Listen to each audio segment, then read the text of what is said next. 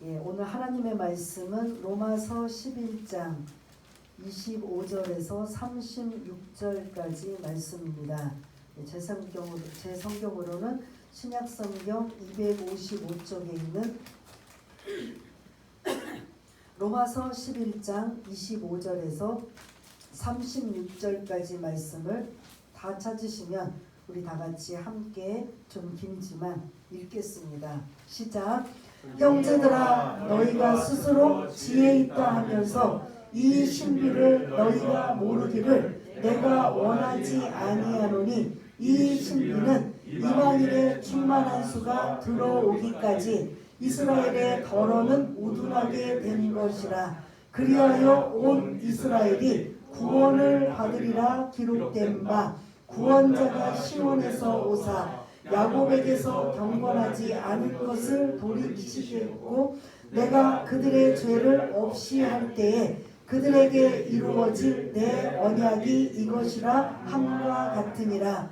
복음으로 하면 그들이 너희로 말미암아 원수된 자요, 택하심으로 하면 조상들로 말미암아 사랑을 입은 자라. 하나님의 은사와 부르심에는 후회하심이 없느니라. 너희가 전에는 하나님께 순종하니 아니하더니 이스라엘이 순종하지 아니하므로 이제 긍휼을 입었는지라. 이와 같이 이 사람들이 순종하지 아니하니 이는 너희에게 베푸시는 긍휼로 이제 그들도 긍휼을 얻게 하려 하심이라. 하나님이 모든 사람을 순종하지 아니하는 가운데 가두어 두심은 모든 사람에게 긍휼을 베풀려 하시리로다. 깊도다 하나님의 지혜와 지식의 풍성함이여, 그의 판단은 헤아리지 못할 것이며 그의 길은 찾지 못할 것이로다. 누가 주의 마음을 알았느냐? 누가 그의 모사가 되었느냐? 누가 주께 먼저 드려서 갚으심을 받겠느냐? 이는 만물이 주에게서 나오고 주로 말미암고 주에게로 돌아갑니다. 그에게 영광이 세세에 있을지어다. 아멘. 드디어 이제 11장이 이제 끝나는 마무리 장면인 걸 볼 수가 있습니다. 1장부터 8장까지는 이심칭의, 오직 구원은 뭐로만이 이루어져요? 믿음을 통해서만 구원이 임한다. 그 믿음의 대상은 누구죠? 예수 그리스도죠. 그 예수 그리스도가 하나님의 아들이신데, 그 하나님의 아들이신 예수님이 이 땅에 육신의 몸을 입고 오셔서 우리의 죄 문제를 해결하기 위해서 십자가에 죽으시고 부활하신 그 믿음의 대상과 내용이, 그것을 믿기만 하면 구원이 임하는 이러한 이심칭의가 1장부터 8장까지의 내용이었습니다. 9장부터 오늘 마지막 11장까지는 그럼 이스라엘은 예수를 거부하고 믿지 않는데 그들의 구원은 어떻게 되는 거냐? 이거에 대한 많은 사람들, 제가 계속 이 11장까지 말씀을 나누면서 이방인을 위해 복음을 전할 때마다 항상 듣는 그런 질문들이 사도 바울에게는 참 괴로운 질문인 걸 볼 수가 있습니다. 내가 이방인을 향해서 이렇게 위험을 무릅쓰고 복음을 전하여 그들이 영혼을 구원하게 하는데, 문제는 뭐냐면 내 동족, 내 민족 이스라엘의 구원에 대한 부분은 어떻게 될 것인가. 참 답답하기도 하고 안타깝기도 한 이 상황을 사도 바울은 처음부터 알지 못했다라는 거죠. 그래서 그런 질문을 받고 본인 스스로 고민할 때마다 그 문제를 가지고 사도 바울은 무엇했을까요? 기도한 거죠. 하나님, 이 부분 많은 사람들이 나를 향해서 너희들 나라 이스라엘은 그럼 구원은 어떻게 되는 거냐? 사실 저도 이게 궁금합니다. 도대체 이걸 어떻게 제가 해석해야 되고 어떻게 이게 그런 하나님의 뜻이 무엇입니까? 얼마나 많이 사도 바울이 이 문제를 놓고 기도했겠어요. 오늘 제목이 뭐냐면 하나님의 구원의 신비, 비밀이라는 이러한 걸 가지고 사도 바울은 이미 이제 하나님의 뜻, 이스라엘의 구원에 관한 하나님의 뜻과 계획을 알았다라는 거죠. 그래서 내가 알고 있는 이 비밀을 여러분들에게 알려주겠습니다라는 하는 내용이 오늘 이제 전체의 모습이라고 볼 수가 있고, 이제 드디어 그런 교리적인 이론적인 이런 그 말씀은 오늘 11장으로 이제 마무리하고 12장부터는 뭐냐면 그렇게 구원받은 하나님의 자녀들은 어떻게 살아야 되는가 하는 이런 그런 삶의 지침서가 이제 우리가 다음 주 12장부터 이루어지고 있습니다. 그래서 오랫동안 딱딱하고 좀 지루하고 그런 어려울 수 있는 이러한 말씀들을 오늘 이제 11장에 사실 이제 종합하며 마무리 짓는 이런 상황을 볼 수가 있습니다. 여러분 25절을 좀 띄워주시면요. 시작을 어떻게 시작하고 있죠? 형제들아. 예, 이 당시는 우리가 이제 독자가 두 부분으로 우리가 생각을 해야 됩니다. 첫 번째 1차 독자는 로마에 있는 교회 성도들을 향해서 편지를 쓴 거예요. 2차 독자는 그 외 모든 그리스도인들, 저와 여러분들 지금 모든 자들이 함께 이 주님이 주신 말씀을 우리가 받아들이는 입장입니다. 근데 오늘 형제들아라고 이렇게 시작하고 있다면 그 당시 사도 바울이 로마에 있는 교회 그리스도인들을 향해 지금 부르고 있는 장면이에요. 그러면 더 자세하게 설명을 드린다면 형제들아라고 한다면 로마에 있는 교회 안에 그리스도인들은 두 부류로 지금 있어요. 로마서에는 사람을 어떻게 지금 구분하고 있죠? 지금으로 말하면 뭐 안 믿는 자와 믿는 자 이러지만 이때는 뭐라고 나와요? 이스라엘은 어떤 사람? 유대인. 그리고 유대인과 그 외의 사람들은 온 열방은 이방인이에요. 그러니까 유대인과 이방인으로 계속 이 당시에는 이루어지고 있고, 그 이스라엘 사람들은 자기네는 정통 유대인, 그리고 유대인, 유대인이라고 자꾸 하는 것 자체가, 그 당시에 부르는 자체가 나머지 너희들은 다 뭐다? 이방인이라는 소리예요. 근데 로마 교회 안에, 그 교회 안에는 유대인과 이방인이 함께 있었을까요? 없을까요? 있었다라는 거죠. 우리가 추측을 할 수 있는 건 사도행전에 초대교회가 세워지고 베드로가 복음을 선포할 때마다 몇천 명씩 회심하고 돌아왔어요. 3,000명, 5,000명 막 회심하고 돌아와 예수 믿겠다고 해서 이 예루살렘 안에 그 예수 믿는 사람들이 막 폭발적으로 임할 때 하나님이 이제 강제적으로 이제 흩어놓으시잖아요. 그래서 그때 있었던 사람들이 로마에 자리 잡고 살면서 그들이 뭐 했다? 복음을 전하고 하다 보니까 유대인들, 이방인들 로마 교회 안에 다 섞여서 신앙생활을 하게 된 거예요. 그러다 보니까 계속 이제 문제는 많이 생기는데 오늘 이제 그런 부분들은 말씀을 안 드리고, 교회 안에 유대인과 이방인들이 섞어 살다가 AD 47년, 49년, 지금으로 말하면 49년이면 지금 약 1900년, 1950년 전 49년에 로마 황제 글라우디오, 이거는 이제 역사적인 거예요. 사도행전 18장에 나오는 거예요. 로마에서 온 부부, 믿음 좋은 부부 혹시 여러분들 기억나시나요? 고린도로 어쩔 수 없이 이사 온 누구와 누구?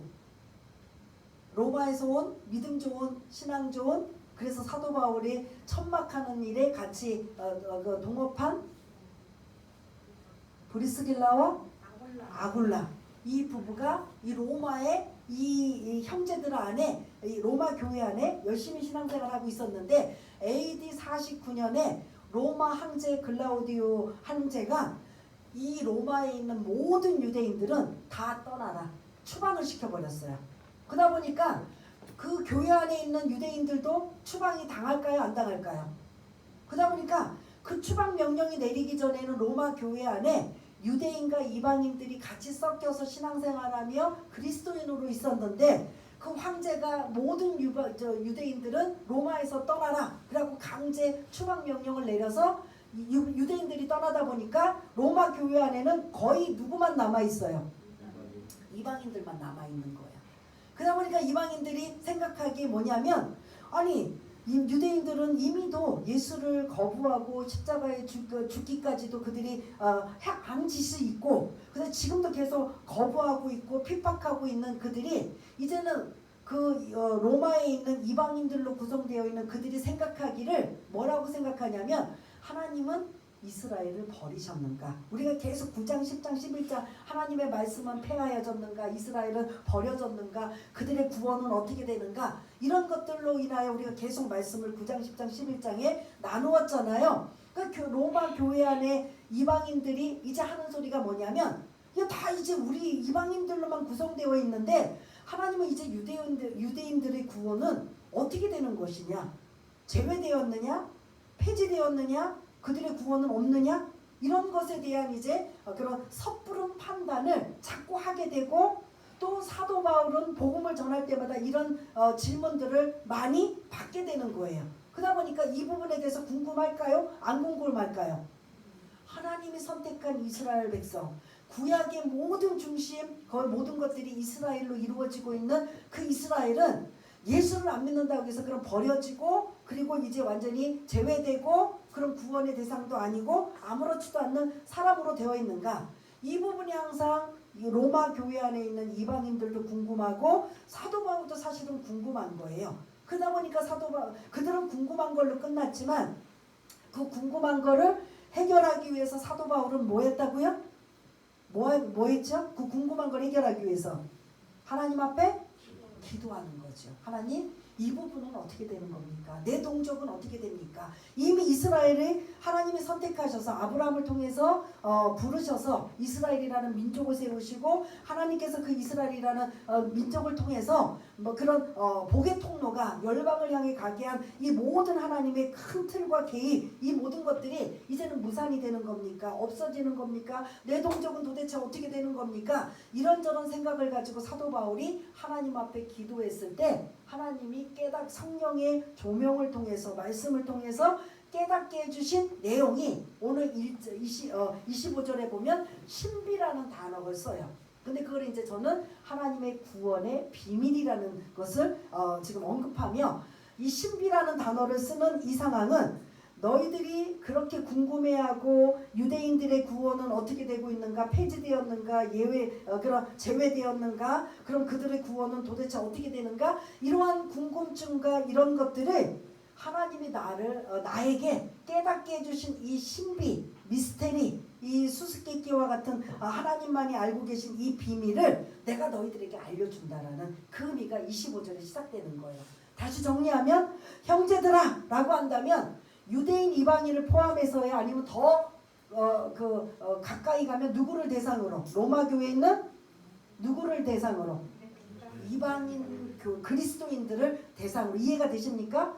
왜냐하면 왜 그러면 그 로마 교회 안에 유대인도 있었을 텐데 유대인들은 그러면 왜 형제들이라고 안 합니까? 할 수밖에 없는데 그 유대인들은 다 어떻게 됐다고요? 추방 명령을 당해서 없었던 상황이에요. 그러니까 이방인들이 자기네끼리 모여가지고 하는 말이 유대인들을 생각하고 추방 명령을 내리고 유대인들이 없을 때 그럼 유대인들은 도대체 어떻게 되는 거냐. 저렇게 예수를 거부하고 죽이고 핍박하고 믿지도 않고 그나마 믿고 있는 사람들의 소수는 우리 로마 교회에 있었는데 추방 명령 내려서 그나마도 없는 앞으로 하나님의 이스라엘을 향한 유대인을 향한 하나님의 구원의 계획은 어떻게 되는 거냐. 이런 부분들에 대해서 굉장히 궁금해하고 많은 이야기를 하다 보니까 사람들은 그런 이야기를 하면서 뭐냐면 판단을 내리게 돼요. 여러분들도 그런 거 없습니까? 어떠한 상황이 궁금하고 또 그거에 대해서 좀 생각을 깊이 하면 판단이 나와요, 안 나와요? 이럴 것이다, 저럴 것이다, 추측이 나와요, 안 나와요?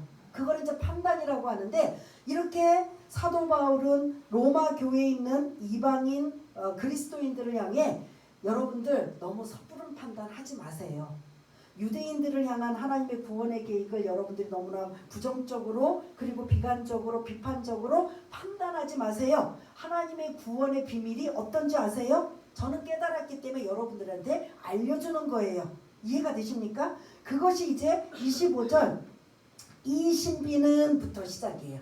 이 신비는 우리 한번 이 신비는부터 해서 그 25절 마무리까지 한번 읽어볼까요? 시작. 이 신비는 이방인의 충만한 수가 들어오기까지 이스라엘의 더러는 우둔하게 된 것이라. 아멘. 이게 하나님의 비밀입니다 라고 사도 바울이 많은 사람들이 유대인의 구원에 관한 그 궁금증을 지금 알려주고 있는 거예요. 비밀, 하나님의 비밀 좀 알려줄까요? 유대인을 향한 내 동족을 한 구원의 비밀, 그거는 이방인의 충만한 수가 들어오기까지 이스라엘의 덜어는 우둔하게 된 것이고, 그래서 결국 26절에 온 이스라엘이 결국은 뭐를 받으리라? 구원을 받게 될 것입니다. 이거예요. 근데 이거를 이제 좀 설명을 드리자면, 원래 이 신비는 하나님이 처음부터 이 계획을 갖고 계신 게 아니라 계속 말씀드린 것처럼 하나님이 이스라엘을 선택하시고 그들에게 복을 주시고 그들에게 많은 8가지 예배와 그 언약과 그리고 복과 이런 많은 것들을 주셨는데, 그러한 것들을 통해서 너희들이 복받고 열방을 향해서 그 복의 뭐가 되라고? 통로가 되라 했는데, 유대인들이 자기네들이 개로 취급하는 이방인들에게 자기의 그 같은 라인에 복받는 수준의 그 위치까지 그 복을 같이 나누고 싶을까요? 안 나누고 싶을까요? 안 나누고 싶은 거예요. 하나님의 명령이지만 그 복의 통로를 우리만, 그리고 저 개와 돼지 취급받고 있는 우리가 그렇게 여태 취급했던 그 이방인들까지도 복의 통로가 돼서 우리와 같이 구원의 반열에 있고 똑같이 하나님을 섬긴다? 이게 그들에게는 이해가 안 되고 용납이 안 되는 거예요. 그러다 보니까 하나님의 말씀에 뭐했다? 불순종하고 안 하는 거예요. 구원은 계속 이루어져야 되는데, 누구로부터 시작돼서? 유대인들을 통해서 이루어져야 되는데 안 하니까 하나님의 그 신비, 하나님의 비밀이 어떻게 되냐면, 안 하고 있으니까 너희들이 안 해? 그러면 상황을 바꿔놓게. 누구에게 그러면 먼저 충만한 숫자가 되기까지 복음이 임한 거예요? 너희들 유대인 스스로 안 한다면 이방인에게 복음이 전해져서 그들이 오히려 더 충만한 수가 차고 넘칠 때까지 기다리다가, 우리가 앞절에 결국은 이방인들이 이렇게 차고 넘치고 충만한 수가 되면 유대인들이 그걸 보고 어떤 단어가 나왔죠? 어떤 단어가 나왔어요? 배업화하는 거.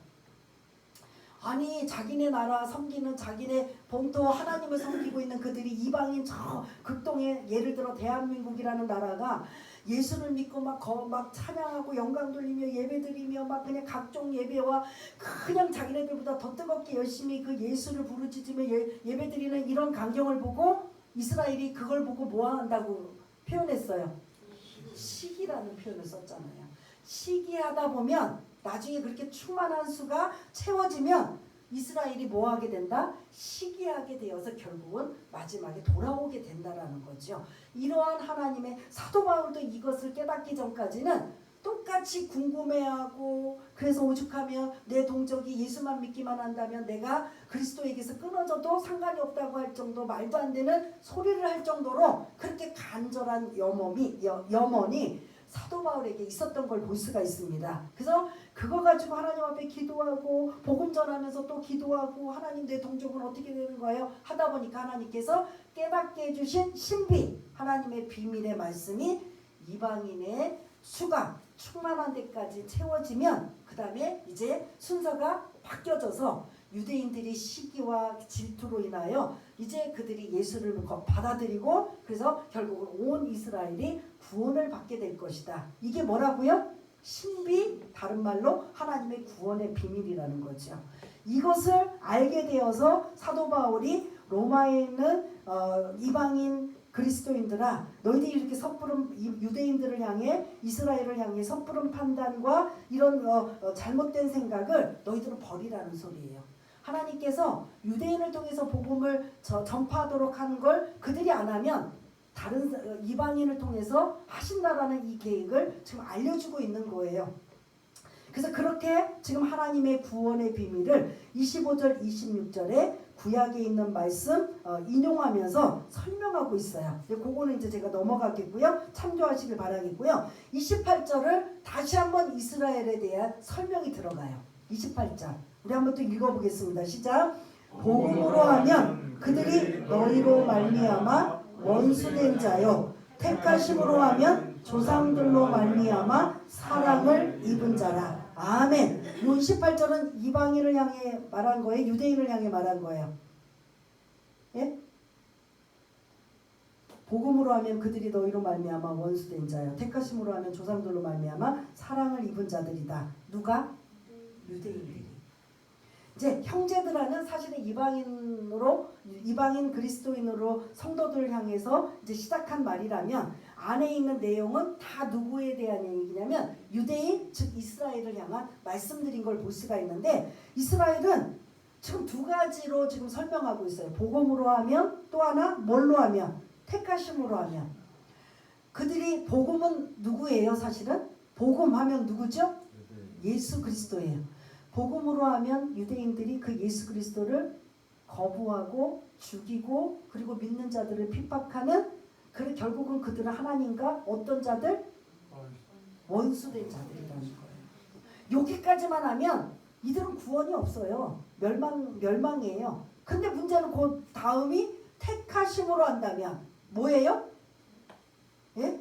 택하심으로 한다면 조상들로 말미암아 사랑을 입은 자다. 조상은 누구 머릿속에 딱 누가 떠올라요? 아브라함인 거죠.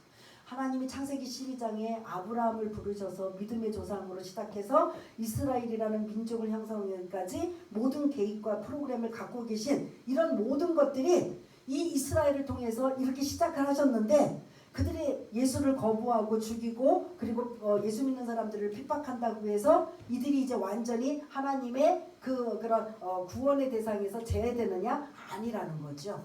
복음으로 친다면 하나님하고 원수된 자지만 택하심으로 말한다면 아브라함을 우리가 생각해서 하나님 앞에 사랑을 입은 자라는 거예요. 참 어떻게 복음과 택하심과 두 가지로 지금 설명하고 있는 하나님의 이 마음을 지금 사도 바울이 지금 언급하고 있는 걸 볼 수가 있습니다. 그러면 요 28절만 딱 읽으면 유대인들의 구원이 임할까요? 임하지 않을까요? 원래는 복음으로 한다면 아닌 거지요. 그러나 하나님은 이스라엘을 선택하신 이유와 택하신 목적 그리고 이 모든 것들을 연결시킨다면 버릴 수가 없는 상황이죠. 그래서 하나님은 그럼 어떤 분이냐? 상황에 따라 변하시고 바꾸시고 하시는 분이냐? 그런 분이 아니라는 거예요. 29절 우리 한번 읽었지만 또 읽겠습니다. 이게 중요하기 때문에 시작. 하나님의 은사와 부르심에는 후회하심이 없느니라. 아멘. 28절을 얘기하자면 복음으로 하면 이들은 전혀 예수와 상관없이 사는 자이기 때문에 구원의 대상에서 제외가 되는 것 같지만 택하심으로 한다면 이미 하나님 이스라엘 백성을 택하셨는데 버리시냐 안 버리시냐 이런 것으로 우리가 혼동이 일어날 수 있지만 하나님은 은사와 부르심에는 후회하심이 없다. 이 후회라는 건 뭐냐? 변경하지 않으신다, 취소하지 않으신다라는 거예요. 하나님이 이스라엘을 부르신 거 그들이 불순종하고 그리고 하나님의 뜻에 따르지는 않지만 하나님의 계획을 바꿔서라도 하나님의 그들을 택하신 것은 반드시 구원의 반열에 이르게 하신다라는 소리예요. 그래서 하나님은 우리처럼 오늘 아침 조석변으로 변하는 게 아니에요. 기분 좋으면 좋았다가 기분이 안 좋으면 확 뒤집어 놓고 하는 하나님은 그런 하나님이 아니시라는 걸 지금 이렇게 아주 딱 이 사도 바울이 언급하고 있으면서 하나님께서 유대인을 향한 하나님의 마음은 늘 한결같으신데 누가 자꾸 흔들어 놓아요? 누가 자꾸 왔다리 갔다리 하고 이랬다 저랬다 하고 순종하고 불순종하고 누가 이렇게 왔다리 갔다리 해요? 유대인들이 그러는 거잖아요. 그런 그들이지만 하나님은 절대로 변하지 않는 이러한 분이시다라는 걸 지금 29절에 설명하고 있습니다. 그러면서 30절부터 32절까지 너희들은 어떤 존재였느냐? 30절 너희가 전에는 이방인들을 향해요 하나님께 어떠한 자였어요? 순종하지 않았던 불순종의 자녀들이었기 때문에 하나님의 원수가 되었는데 하나님이 우리에게 은혜를 입게 하시고 긍휼을 베풀어 줘서 지금 저와 여러분들이 예수 믿고 하나님의 자녀가 되었다라는 소리예요. 그러면 지금 순종하지 않고 있는 유대인들도 이제 때가 되면 이제 우리처럼 예수를 받아들이고 그리고 믿게 되면 하나님의 긍휼이 그때 임하게 된다. 그게 이제 30절부터 32절까지 이방인 성도를 향해 유대인 성도를 향해 유대인의 구원에 관한 계획을 30절부터 32절까지 궁율이라는 단어가 많이 써요. 순종하지 않더라. 그게 30절, 31절, 32절 계속 3번 나오고, 그 다음에 30절, 31절, 32절에 궁율이라는 단어가 지금 3번 계속 나와요. 불순종함에도 불구하고 하나님은 계속 우리에게 어떤 마음을 주신다? 궁율의 마음. 이게 하나님의 은혜라는 거죠. 저와 여러분들이 예수 믿고 구원받은 게 어떤 행위와 그런 공적이나 어떤 그런 업적 때문에 우리가 구원받은 거예요? 전혀 아닌 거예요.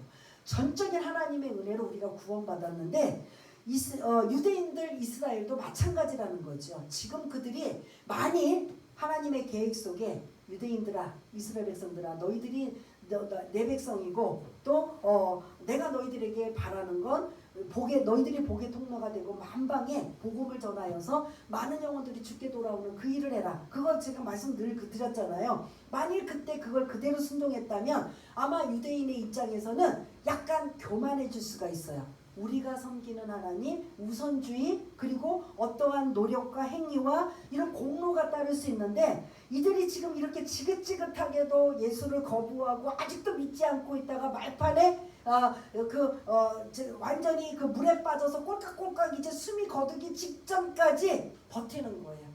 꼬장 부리는 거예요. 안 믿는 거예요. 그러다 이제는 이제 더 이상 안 돼. 지금 이제 몇 초 직전에 나 이제 거의 죽기 생겼어.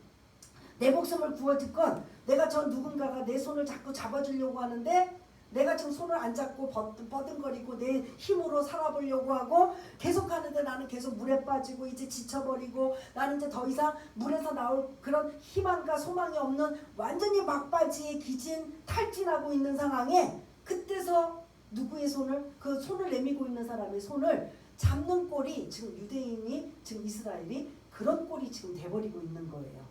그때 손을 잡으면 그때는 그들이 뭐라고 할까요?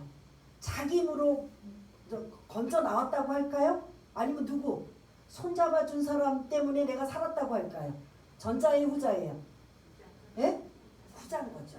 유대인들에게도 그러한 궁율이 하나님에게 임하면 유대인이든 이방인이든 모두가 결론적으로 하나님의 은혜로 구원받았습니다. 요 고백이 나올 수밖에 없다라는 거죠. 이해가 되십니까? 그래서 오늘 11장까지 좀 교리적이고 딱딱하고 하지만 이게 이거 유대인들에 관한 구원의 계획인데 왜 우리에게 이렇게 우리가 뭐 이것까지 알아야 돼? 하는 상황이 올 수 있지만 그게 아닌 거죠. 사실 우리에게도 이 영향이 미칠 수 있는 거고 우리가 이 말씀을 통해서 다시 한번 우리의 그런 신앙을 다시 한번 돌아볼 수 있는 거죠. 궁율이라는 단어가 이방인을 향해서도 썼지만 유대인들에게도 이 단어가 모두가 임하여서 여러분 정리하자면 구원은 유대인이고 이방인하고 상관없어요. 하나님이 이스라엘을 선택했든 안 선택했든 상관없이 반드시 누구를 통해서만 구원을 임해요. 예? 예수를 통해서만 임해요. 그런데 이 하나님이 이미 이스라엘을 선택하셨다고 예수 안 믿어도 구원이 임하나요? 그건 아니라는 소리예요. 그런데 이스라엘 백성들은 이미 우리가 하나님 앞에 선택받았어. 지금 우리도 하나님 섬겨. 단지 누구만 안 믿는 거야? 예수만 안 믿는 거예요. 이방인 성도들 저와 여러분들은 오직 예수예요. 그 예수를 처음부터 접하게 되었고 그 예수를 믿게 되었고 그렇게 예수를 섬기고 믿지만 지금 이스라엘 사람들 유대인들은 예수만 빼고 이전 구약처럼 하나님 말씀대로 어떻게든 살려고 노력하고 몸부림치고 애쓰고 있는 건 하고 있어요. 완전히 버리고 포기하고 하나님 안 믿는 게 아니에요. 누구만 안 믿어요? 예수만 안 믿는 거예요. 그거를 지금 물에 빠져서 거의 죽어가기 직전까지 그냥 안 믿는 거예요. 꼴딱꼴딱 하면서도 하나님은 계속 뭐하고 있다? 그들에게 손을 내밀고 있는 거예요. 그럼 지금 그들이 손을 잡지 않는다라는 건 내 힘으로 할 수 있고 우리가 아직 기다리는 메시아가 있고 우리가 기대하는 메시아가 그 예수가 아니었고 다 판단하고 이거는 아니고 저거는 아니니까 손을 안 잡는 거예요. 근데 마지막에 결정적으로 손을 잡을 때는 유대인들이 어떤 때다? 이제는 이 예수 밖에는 아무것도 구원이 없고 희망이 없고 소망이 없다라는 걸 그때서야 알게 되면 그 손을 잡게 되면 그때서 그건 뭐냐? 하나님의 궁율의 손을 잡았다. 그래서 유대인 이방인 모두가 동일하게 입에서 나오는 소리가 뭐냐면 하나님의 은혜로 구원받았습니다. 이게 모두가 나와야 된다라는 거죠. 그래서 하나님이 계획을 바꾸시면서까지 하나님의 신비한 비밀을 알려주면서까지 유대인을 향한 구원의 계획은 계속 갖고 계시다 안 갖고 계시다. 네, 이게 이제 정리예요. 첫 번째 질문, 로마에 있는 그 교회 이방인 성도들이 유대인들이 다 이제 추방명령 내려서 다 떠난 다음에 이방인 성도들이 늘 자기네들이 섣부른 판단을 하는 게 뭐냐면 유대인들은 구원이 제외가 되었나? 하나님 버리셨는가? 이스라엘을 향한 하나님의 구원의 계획은 도대체 어떤 거야? 하면서 이런저런 자기네들의 생각과 판단과 이런 모든 것들로 말하고 있지만 사도 바울은 그 문제를 가지고 하나님 앞에 간절히 기도하여서 성령께서 깨닫게 하신 말씀이 25절 이방인의 수가 충만하게 차면 결국은 이스라엘은 어떻게 된다? 돌아오고 온 이스라엘이 구원을 받을 것이다. 그러니 여러분들 그렇게 폐지되었다, 예외되었다, 버렸다 이런 그런 섣부른 판단은 하지 마시기를 바랍니다라는 이러한 말씀이 오늘 25절부터 32절까지 말씀인 거예요. 이해가 되시죠? 그래서 이스라엘 향한 구원의 계획을 이렇게 깨닫고 알려준 다음에 33절부터 36절까지는 하나님 앞에 감탄하며 찬양하는 내용이에요. 하나님의 구원의 계획, 하나님이 우리를 사랑하시고 하나님의 궁율의 마음이 우리에게 임하시는 이 모든 것, 하나님은 변하지 아니하시고 늘 동일한 마음을 갖고 계시고 그리고 우리에게 늘 궁율이라는 단어, 여러분 하나님께서 우리에게 궁율이라는 단어를 쓰시면 좋은 거예요, 나쁜 거예요? 굉장히 좋은 거예요. 다른 말로 그거는 우리가 고백, 하나님은 우리에게 궁율이라는 단어를 써서 베풀어 주시면 우리는 그거를 어떻게 고백하냐면 하나님의 은혜입니다 라고 하는 거예요. 그 궁율함을 우리가 힘입었다면, 우리가 혜택을 받았다면 우리 입에서는 뭐라고 고백해요? 하나님의 은혜입니다 라고 그렇게 고백되어지는 거죠. 그렇게 설명하면서 33절부터 36절까지 그 하나님이 얼마나 대단하시고 정말 높으시고 존귀하신가, 이거를 지금 사도 바울이 여러분들이 기도하시다가 어떤 부분을 깨닫게 되고 하나님이 알려주시고 성령께서 조명하시면 그렇게 해서 이제 기도 응답 받으시고 깨달은 분들이 알면 그거 나만이 아는 비밀, 나만이 아는 그런 은혜가 임하면 경험하신 분들 그거 어떨 것 같아요? 막 감동이 막 밀려오고 은혜가 넘치고 막 하잖아요. 그럴 때 여러분 입에서 뭐가 나올 것 같아요? 하나님께 영광을 올려드리는 거잖아요. 그 하나님께 영광을 올려드리며 찬양하는 내용이 33절부터 36절까지예요. 그러한 생각을 가지고 우리 한번 좀 길지만 33절부터 36절까지 한번 읽어보겠습니다. 시작. 깊도다 하나님의 지혜와 지식의 풍성함이요 그의 판단은 헤아리지 못할 것이며 그의 길은 찾지 못할 것이로다. 누가 주의 마음을 알았느냐? 누가 그의 무사가 되었느냐? 누가 주께 먼저 드려서 갚으심을 받겠느냐? 이는 만물이 주에게서 나오고 주로 말미암고 주에게로 돌아가니라. 그에게 영광이 세세에 있을지어다. 아멘. 사도 바울이 이 하나님의 구원의 신비 비밀을 깨닫고 나서는 너무 감사한 거죠. 한마디로 자기 동족 이스라엘 버리신 거예요? 안 버리신 거예요? 안 버리시고 계획을 바꾸신 거잖아요. 유대인을 통해서 복의 통로가 이방인들에게 흘러져서 이방인들이 복음을 접하게 되어서 하나님의 뜻에 순종하며 나가기를 원했던 하나님의 계획을 그들이 하지 않으니까 오히려 이방인들에게 복음이 충만한 데가 이르면 바꿔서 유대인들이 우리도 그 예수를 믿어야 되겠다. 그래서 온 이스라엘이 구원을 받게 되는 이러한 하나님의 구원의 신비를 깨닫고 나니까 사도 바울은 안심이 돼요, 안 돼요? 그러다 보니까 안심이 되고 감탄하면서 이방인을 향해서 더 복음을 열심히 전할까요, 안 전할까요? 왜요? 오늘 21절에 이방인의 수가 뭐하기까지? 충만하면 결국은 내 동족 이스라엘이 뭐가 된다? 구원이 임한다라는 걸 알았기 때문에 그가 그렇게 그런 죽음의 위협이 그렇게 자기 안에 그렇게 찾아와도 그 위험과 두려움은 그건 두려움이 아닌 거예요. 목적? 이방인도 구원하지만 이방인 구원하면서 더 더불어 그 수가 충만하게 차면 자기 동족 이스라엘도 구원받게 된다는 놀라운 하나님의 구원의 비밀을 깨닫고 나니까 더 뭐 할 것 같아요? 더 복음 전하게 되는 거죠. 그러면서 하나님의 그 오묘하심, 하나님의 그 깊이, 그 마음, 하나님의 지식, 지혜, 이 모든 것들을 총동원하면서 하나님은 이런 분이시군요. 하나님 이런 분이시군요. 감히 우리가 하나님의 우리 짧은 생각과 짧은 판단으로 하나님을 이렇게 짧은 지식으로 섣부른 판단을 했는데 하나님은 이런 분이셨군요. 하나님의 놀라운 그 개입과 그 하나님의 놀라운 사랑의 마음을 깨달았습니다 하고 감탄하면서 33절부터 36절까지 하나님께 영광을 올려드리는 거예요.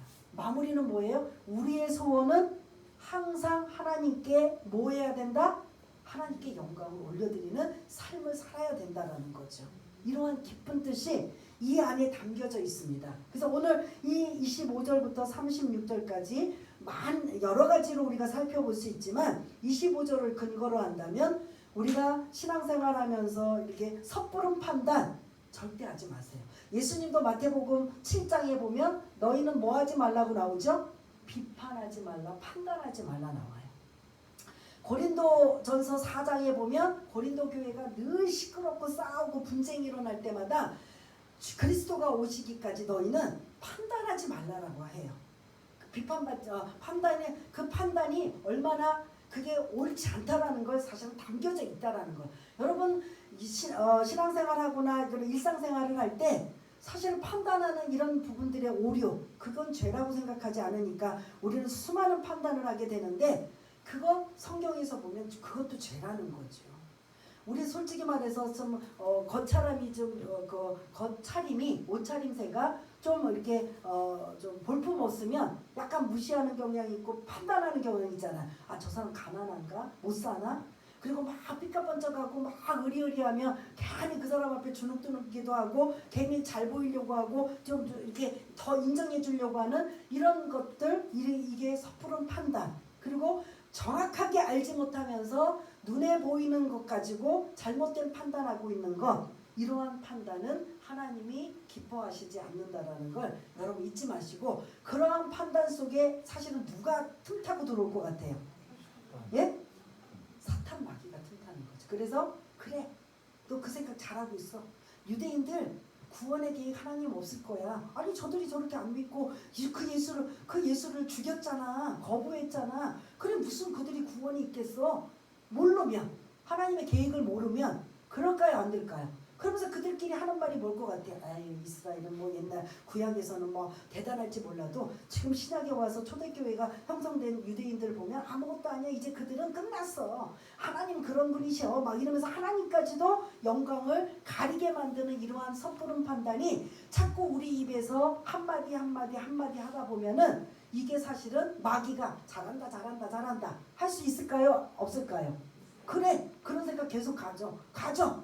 이건 하나의 오늘 본문이지만 우리가 일상생활할 때도 우리가 잘못된 판단, 오해하고 비판할 때가 너무 많은데 그것도 사실은 우리가 기도하면서 회개하시고 조심해야 될 부분이라는 걸 오늘 이 적용점을 우리가 한번 살펴볼 수가 있고, 이 마지막 33절부터 36절까지의 말씀을 근거로 한다면, 그렇게 깨달았다면, 그렇게 하나님의 뜻을 비밀을 알았다면 그것이 너무 귀하고 감사해서 하나님 앞에 감사로 영광 돌리고 있는 이런 모습이 저와 여러분들의 모습이어야 돼요. 벌레만도 못하고 죽을 수밖에 없고 지옥 갈 수밖에 없는 저희들을 하나님의 은혜로 구원받았다면 우리의 그런 삶은 하나님께 영광 돌리는 삶으로 살아야 되는 게, 그게 우리의 어떻게 보면 1순위고 우리의 소원이 되어야 되는데, 사실은 우리가 그거는 어느 순간부터 잊어버리고 하나님의 자녀니까 지금 이 땅에서 살고 있는 여러 가지 문제들 해결해 주세요라고 어떻게 보면 맨날 구걸하는 신앙으로 사실은 바뀌어진 우리의 모습을 한번 돌이켜 보시고요. 진짜는 뭐냐면, 내가 지금 신음 중에 있고 답답하고 우겨싸임을 당하고 괴롭고 고통스러워도 내 원초적으로는 하나님 앞에 뭘 돌려야 돼요? 영광을 돌리는 삶을 살아야 되는 거. 이러면 하나님 어떠실 것 같아요? 하나님 기뻐하시는 거죠. 하나님 앞에 영광 돌리지는 않고 맨날 하나님 오늘 이런 문제 생겼어요. 내일 또 이런 문제 생겼어요. 하나님 왜 나에게 이런 고난이 찾아오고 이렇게 힘들게 만드셔요. 그럼 매일 원망불평하며 하나님 하나님이 그런 대단한 분이시고 내가 하나님의 자녀라면 도대체 이 문제 빨리 좀 해결해 주시고 이거 이렇게 해주시고 맨날 무슨 결제 맡아서 도장 찍어달라고 하는 것처럼 우리는 맨날 그런 모습의 신앙인데 그럼에도 불구하고 우선순위는 뭐다? 하나님 앞에 영광 돌리는 삶이 우선순위가 되어야 이게 사실은 지혜로운 신앙생활 하는 사람의 모습인 거죠. 여러분 많이 자녀가 부모님을 기쁘게 해드리고 부모님을 마음을 헤아리게 한다면 부모님 있는 쌈짓돈까지도 그 자녀가 힘들고 어려울 때 도와줄까요? 안 도와줄까요? 어떤 식으로라도 해주고 싶고 같이 아파하고 같이 하고 싶은 게 이게 부모의 마음이에요. 그런데 만약 속을 새기고 정말 뜻을 모르고 깨닫지 못하면 그런 마음이 들까요? 안 들까요? 안 드는. 하나님 하물며 하나님은 어떠실까요?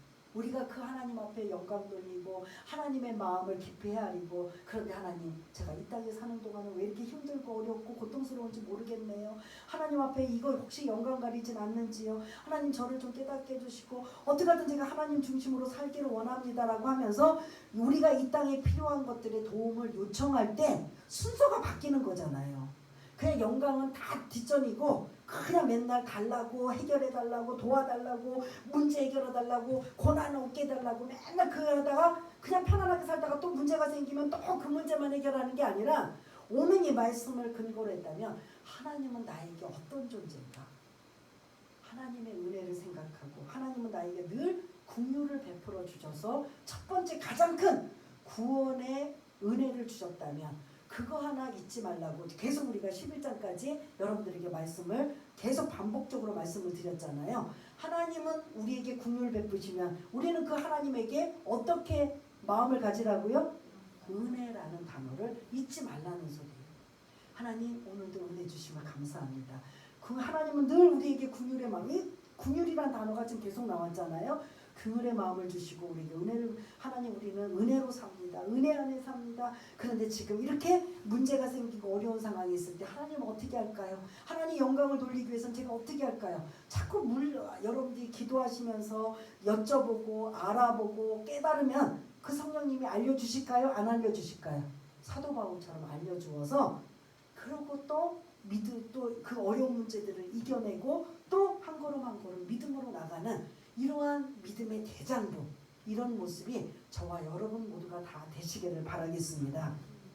그래서 1장부터 11장까지는 구원에 관한 교리에 대한 부분이었다면 이제 12장부터 그렇게 우리의 소원은 하나님 앞에 영광 돌리는 삶을 살아야 되는데 구체적으로 어떻게 영광을 돌리며 살아야 되는가 그게 이제 다음 주 이제 12장부터 이어지고 있는 걸 여러분 잊지 마시고 이스라엘의 구원 앞으로 지금 실제적으로 앞으로 일어날 일에 지금 말씀을 지금 우리가 나눈 거고 그래서 그렇게 우리를 통해서 구원의 그런 충만한 수가 들어오면 이스라엘이 이제 나중에 구원받게 되는 놀라운 하나님의 비밀 여러분 잊지 마시길 바라겠습니다. 막 그냥 이단들처럼 뭐 거창하고 막 속도 꼬드겨가지고 넘어뜨리게 하는 게 아니라 오늘 사실은 들어보면 약간 단순해요? 안 단순해요? 하나님의 구원의 비밀. 근데 이거를 알려주니까 단순한 것 같지만 알리기 전까지는 이런 뜻을 전혀 몰랐었잖아요.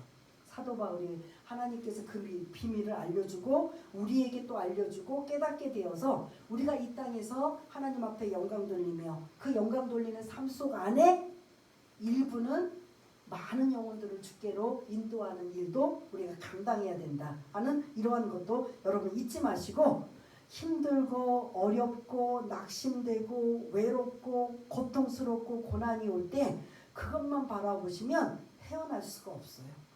원초적으로 가셔야 돼요. 내가 어떤 존재인가 다시 하나님과 나와의 관계를 돌아보시고 하나님은 늘 우리에게 긍휼을 베풀어 주시고 나는 하나님 앞에 하나님의 은혜로 화답하고 그리고 그 하나님 앞에 영광을 어떻게 돌릴까. 그런데 문제는 항상 뭐냐면 태클을 걸어요. 먹고 사는 문제, 질병의 문제, 아니면 뭐 인간관계의 문제, 자식의 문제 이런 계속으로 해서 하나님의 영광을 돌리는 사람이 자꾸 태클을 거는데 그럼에도 흔들리지 말아야 되는 거예요. 딱 이 말씀을 심지를 딱 잡으시고 흔들리지 않고 요동하지 않고 하나님 앞에 영광 돌리며 하나님의 은혜를 잊지 않고 사시면서 그러면서 기도하시는 거예요. 그러면서 힘들기도 하고 어렵기도 하고 고통스러워요. 하나님 이 문제 해결해 주세요. 순서가 바뀌었어요? 안 바뀌었어요? 근데 우리는 이렇게 안 하잖아요. 그냥 내 문제 어린아이처럼 아파요, 힘들어요, 죽겠어요, 고통스러워요 이것만 맨날 해결해 달라고 하잖아요. 그건 어린아이 신앙이고 여기 계신 모든 분들의 성숙한 신앙은 이제 그 순서가 바뀌는 거죠. 하나님 어떻게 하면 제가 영광 돌리며 살 수 있을까요? 하나님의 은혜를 생각하면 너무 귀하고 감사한데 그 감사하기보다는 지금 당장 내 앞에 발등에 불 떨어지고 힘들고 어려운 생이 생겼는데 이거 어떻게 할까요? 그렇게 해서 하나님이 주신 지혜를 가지고 살아가면서 해결받고 은혜받고 능력받아서 이 사도 바울이 33절부터 36절까지 감격과 감탄과 영광 돌리는 고백이 사도 바울에게만 있어질 게 아니라 저와 여러분들에게 있어지는 우리의 모든 고백이 되시기를 바라겠습니다. 우리 한번 이 말씀 붙잡고 한번 기도하는 시간을 갖겠습니다. 나는 늘 살아가면서 내 눈에 보이는 그 야트막한 이러한 짧은 지식을 가지고 판단하고 섣불리 판단해서 하나님의 그런 자녀로 그런 늘 제 가운데 있진 않는가, 마귀에게 틈을 주고 있진 않는가 한번 우리 자신을 좀 돌아보고, 그리고 나는 하나님의 은혜를 잊지 않고 하나님 앞에 영광 돌리며 살고 있는 사람인가, 이러한 그 신앙의 깊이를 좀 더 가질 수 있는, 당장 고난과 고통 앞에서 그냥 찰방거리는 이런 얕은 믿음이 아니라 그것을 뛰어넘는 그런 깊은 믿음의 수준이 우리에게 있는가 우리 한번 생각해 보면서 한번 기도하는 시간을 갖겠습니다. 다 같이 기도하겠습니다. 하나님 아버지 은혜를 감사합니다. 우리가 어떻게 구원받았고 우리가 어떻게 하나님의 자녀가 되었는지 사실은 다 잊어버리고 까마득하게 아버지 하나님 기억도 하지 못한 채로 아버지 하나님 매일 하나님 앞에 이거 달라 저거 달라 도움만 요청하며 매일 손만 아버지 하나님 도움을 요청하는 그러한 모습이었습니다. 그러나 우리가 이렇게 딱딱하고 지루하고 교리적인 1장부터 11장까지의 구원의 신비, 구원의 놀라운 비밀을 알고 깨달았다면 우리의 신앙이 바뀌어야 되고 우리의 기도가 바뀌어야 되고 우리의 생각이 바뀌어질 수 있는 우리 모두가 될 수 있도록 주님 도와주옵소서. 사도 바울이 이 놀라운 하나님의 구원의 비밀을 깨닫고 나서 하나님 앞에 찬양으로 영광 돌리는 이 모습이 우리가 지금까지 하지 못하였다면 사도 바울이 감격하며 찬양했던 그 고백을 그대로라도 우리가 닮아갈 수 있도록 주님 도와주셔서 우리의 남은 인생 우리의 소원은 하나님 앞에 영광 돌리는 것입니다라고 우리의 고백이 우리의 마음속에 막 박힌못처럼 고백되어지며 살아갈 수 있는 우리 모두가 될 수 있도록 주님 도와주옵소서. 웬 은혜고 웬 감사입니까? 웬 사랑입니까? 하나님의 긍휼하심을 언제부턴가 잊어버렸다면 다시 회복되게 하여 주시고 그 은혜로 살고 있습니다. 그 은혜로 살고 있습니다. 하나님은 그걸 원하시고 그걸 바라십니다. 지금까지 마음이 굳어지고 완악해지고 무둔하여졌다면 우리의 마음을 다시 한번 기경하여 말씀으로 기경하여 하나님의 말씀에 순종하는 자, 하나님 앞에 영광 돌리는 자, 하나님의 은혜로 감사하고 감격하며 하나님의 마음을 시원케 드리는 귀하고 복된 분들과 될 수 있도록 주님 도와주옵소서.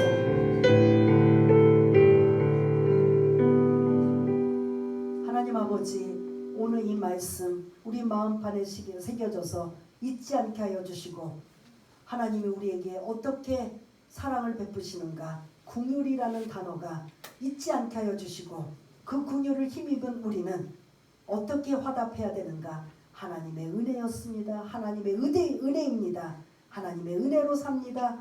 하나님의 은혜로 지금도 앞으로도 살 것입니다 라고 영광 돌리며 사는 귀하고 복된 분들 다 될 수 있도록 주님 도와주옵소서. 모든 것 감사드리오며 사랑이 많으신 예수님 이름으로 기도드리옵나이다.